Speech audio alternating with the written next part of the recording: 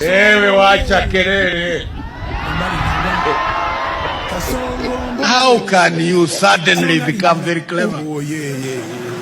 Sudden, umekuwa very clever.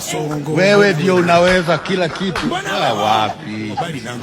Nyamaza. Mimi nasikitika hapo nikiona wengine ngwe. Mtu amekuwa huko badala ya kazi ni mdomo. Hii mambo ya makelele kila saa, kichwa yako ni makelele. Watu waache upuzi. Muache kuniletea bana. Ushaona gari ambalo halijatumika likapelekwa gereji? Ushaona? Wanaenda kufanywa nini kule? Service. Ambalo halijatumika. Na lile ambalo limetumika lipoenda kufanywa nini? Bado service. Kwa hiyo service ndio cha msingi. Si tutoelezana. Sio upya, si uzee. Inategemea unamaanisha nini.